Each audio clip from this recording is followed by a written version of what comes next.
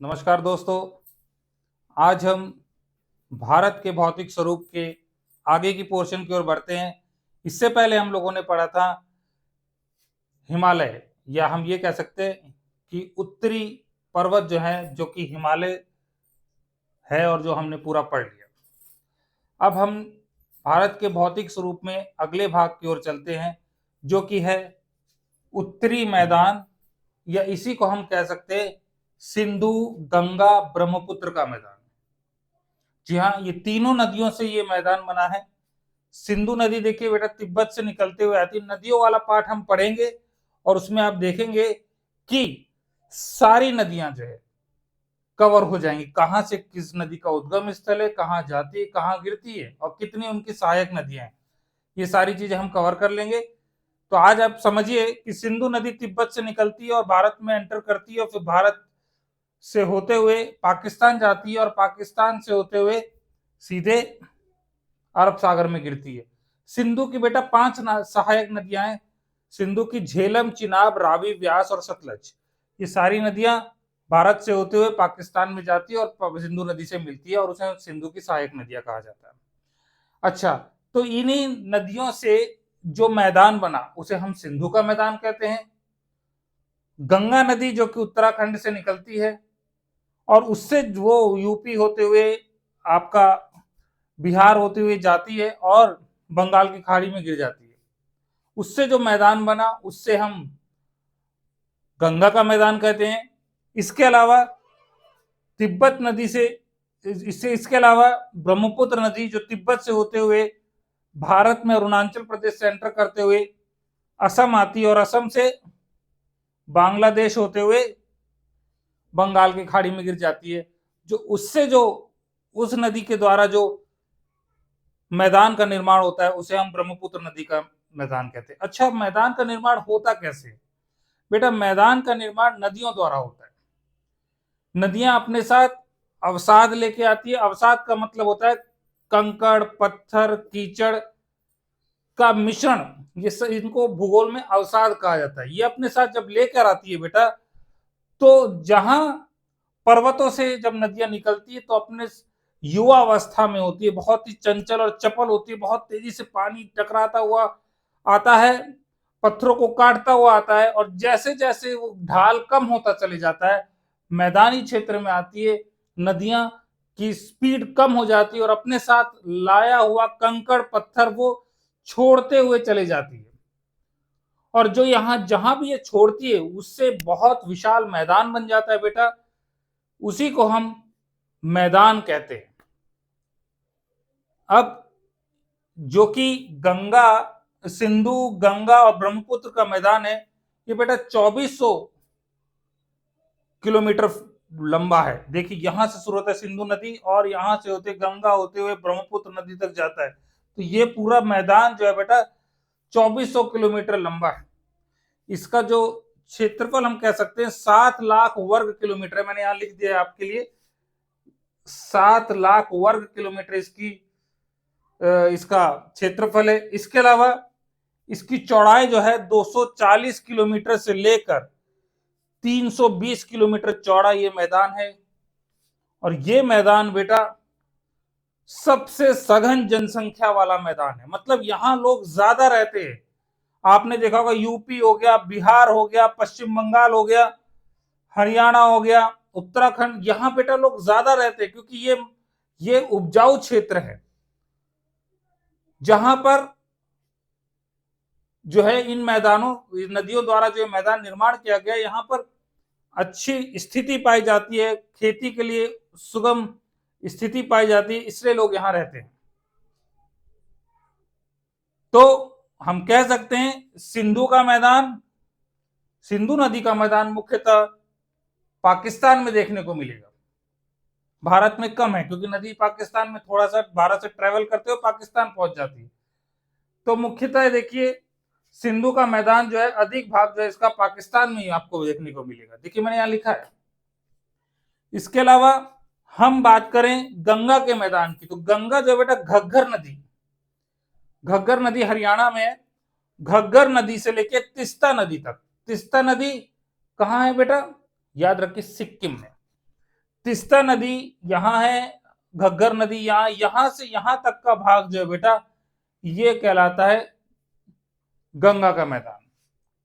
घग्गर नदी से तिस्ता नदी के बीच का जो भाग है, इसी में गंगा नदी भी होकर गुजरती है, इसलिए से मुख्य नदी गंगा है, इसलिए से हम गंगा का मैदान कहते हैं।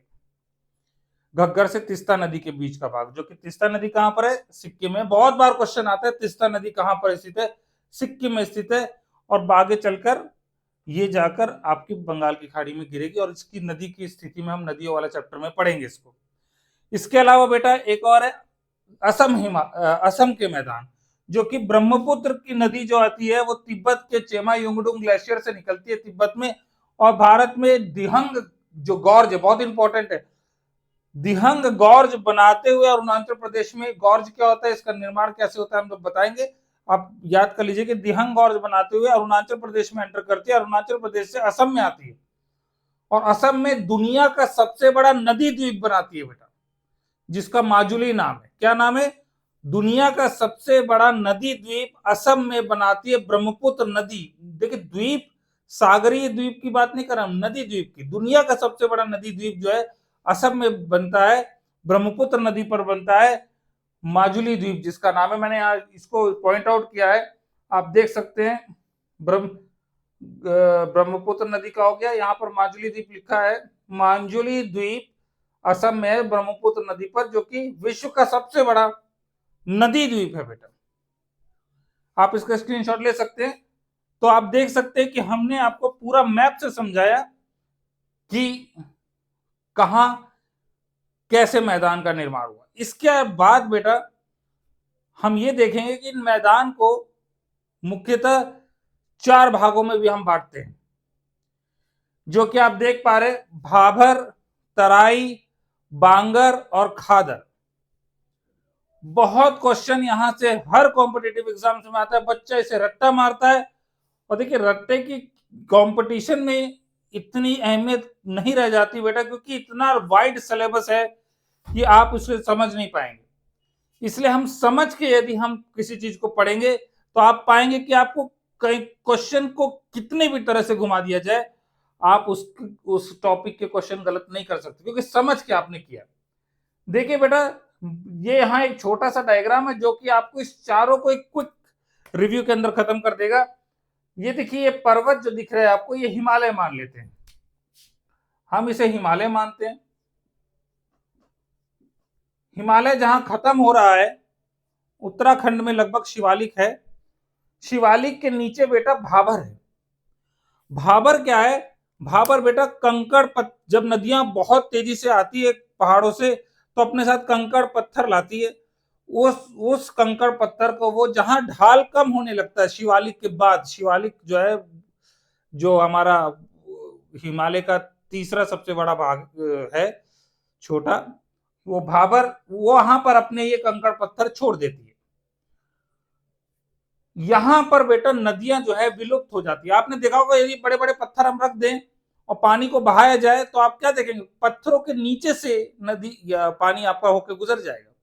इसी तरह यहां लिखा है भाबर जो है, जिसकी चौड़ाई 8 से 16 किलोमीटर है, और ये बड़े बड़े पत्थर यहाँ छोड़ देती है नदियां, क्योंकि ढाल कम हो जाता है, और छोटे छोटे पत्थरों को बहाकर नीचे नीचे ले जाती है, और यहां पर नदियां विलुप्त हो जाती है। क्वेश्चन आता है नदियां कहां विलुप्त हो जाती है? तो क्योंकि कुछ बच्चों ने इसको रट्टा मारा है, समझा नहीं है, तो आप खुद ही सोचिए, जब ढाल कम होगा तो बड़े पत्थर छोड़ते चले जाएगी नदियां, तो छोड़ेगी तो भाबर, और भाबर का मतलब आप देखो गाड़ी चलाते हो, जब गाड़ी में बड़े बड़े पत्थर कोई आते हो तो गाड़ी भड़ भड़ भड़ भड़ भड़ भड़ मस्ती है नहीं जी? के समझने का बहुत अच्छा तरीका, भड़ भड़ भड़ जब का वो करेगी आपकी गाड़ी, इसका मतलब समझिए बड़े बड़े पत्थर आ गए, इसलिए इसका नाम भड़ भड़ भड़ से भाबर पड़ा है। तो भाबर जो है, ये नदी ये बड़े बड़े पत्थर छोड़ देती है, यहां नदियां नीचे नीचे बहती है, क्योंकि पत्थर बड़े बड़े हो गए, ऊपर छूट गए, और यहां से वो नदियां सारी छुप जाती, दिखती नहीं है। फिर उसके बाद बेटा आता है तराई क्षेत्र। तराई क्षेत्र क्या होता है बेटा? तराई का मतलब होता है गीला, जहां नदियां बाहर निकल जाती है पत्थरों से, और वहां बेटा गीला, और जो कि बहुत ज्यादा दलदली क्षेत्र होता है, पेड़ पौधे जंगल बहुत ज्यादा होंगे क्योंकि गीला गीला वहां बहुत रहेगा, पानी ज्यादा रहेगा, उससे छोटे छोटे कंकड़ पत्थर वहां छोड़ना शुरू करती नदी। बेटा देखिए यहीं पर दुधवा राष्ट्रीय उद्यान, दुधवा राष्ट्रीय पार्क, आपने बहुत इंपॉर्टेंट क्वेश्चन है, लखीमपुर जिले में है, उत्तर प्रदेश में, और ये बेटा इसी तराई क्षेत्र में बना है। क्वेश्चन आ जाएगा तराई क्षेत्र में उत्तर प्रदेश में कौन सा पार्क है, तो आपका आंसर होगा दुधवा राष्ट्रीय उद्यान, लखीमपुर खीरी में है जो कि, ठीक है बेटा, यूपी में। और आप ये पाएंगे कि जब भारत पाकिस्तान का बंटवारा हुआ था तो यहीं पर वहां से आने वाले शरणार्थियों को यहीं पेड़ काट कर उनको खेती करने के लिए जमीन दी गई थी, क्योंकि ये एरिया ऐसा था जहां पर जल्दी कोई रहने के लिए जल्दी तैयार नहीं होता था, और ये जगह खाली भी थी क्योंकि बहुत ज्यादा मार्शी है, कीचड़ और दलदली क्षेत्र है। इसके अलावा बेटा जैसे ही यहां पर होते उसके आगे बांगर आता है, बांगर जो कि बेटा नदी से थोड़ा दूर का क्षेत्र होता है, जिसे हम पुरानी कांप मिट्टी कहते हैं। खेती के लिए अधिक, देखिए ना खेती के लिए ना तो भाबर ज्यादा उपजाऊ है, खेती के लिए ना तो तराई बहुत ज्यादा उपजाऊ नहीं कही जाएगी, लेकिन हाँ ठीक है की जा सकती है। बांगर भी बहुत अच्छी खेती के लिए नहीं मानी जाती बेटा, ये पुरानी कांप मिट्टी है, यानी ये भी जलोढ़ मिट्टी ही कही जाएगी, लेकिन इसका निर्माण पहले हुआ है, तो इसलिए ये मिट्टी जो है बेटा कम उपयोगी है। इसका विस्तार बुंदेलखंड हमारा जो है, झांसी का क्षेत्र बुंदेलखंड, बघेलखंड का पठार, बुंदेलखंड का पठार, मालवा का पठार, दक्कन का पठार, ये सारे पठार देखिए मैंने, बुंदेलखंड, मालवा, बघेलखंड, छोटा नागपुर का पठार, दक्कन का पठार, सब बेटा इसी में आता है। पठार का मतलब होता है जहां पर जो है पुरानी जलोढ़ मिट्टी, कंकड़ पत्थर थोड़ी बहुत पाए जाएंगे। तो ये देखिए पहले बड़े पत्थर, फिर छोटे छोटे, और फिर एकदम पुराने जो मैदान है वो, जिसको हम पुरानी कांप मिट्टी कहते हैं, और उसका सबसे उपजाऊ मिट्टी खादर कहलाती है बेटा। इसको ट्रिक है याद करने की, जिसमें खाद डालने की जरूरत ही ना पड़े, खाद पहले से पड़ी है, यानी वो खादर है, ठीक है, यानी ये नई कांप मिट्टी है, क्योंकि हर साल बाढ़ के कारण नदियां जो है अपने साथ बहुत सारा अवसाद लाती है, और पूरा अगल बगल मिट्टियां फैल जाती है, कीचड़ कंकड़ पत्थर कीचड़ फैल जाता है, एक मिट्टी के ऊपर नई परत जम जाती है, और जैसे जब बाढ़ खत्म होती है वो परत बनी रहती है, और उसके ऊपर जो खेती की जाती है वो आपकी खादर कहलाती है, जो हर साल नई हो रही है, हर साल कहीं से नई मिट्टी आ रही है और वो उसके ऊपर परत बना रही है, वो खादर कहलाएगी, जो कि बहुत ही इंपॉर्टेंट है, और जो कि उपजाऊ है, जो यूपी, बिहार, थोड़ा बहुत पोर्शन झारखंड का कह सकते हैं, और पश्चिम बंगाल में पाया जाता है। इसीलिए इन राज्यों में जनसंख्या भी आपको ज्यादा देखने को मिलेगी, क्योंकि यहाँ पर लोगों को रहने के लिए परिस्थितियां बहुत ही सुगम है, आसान है। और इस तरह आपने ये सारे मैदान को देखा। अगले वीडियो में हम पठार पढ़ेंगे, और इसी तरह मेरा वीडियो देखते रहिए, इसे लाइक करिए और सब्सक्राइब करिए। धन्यवाद।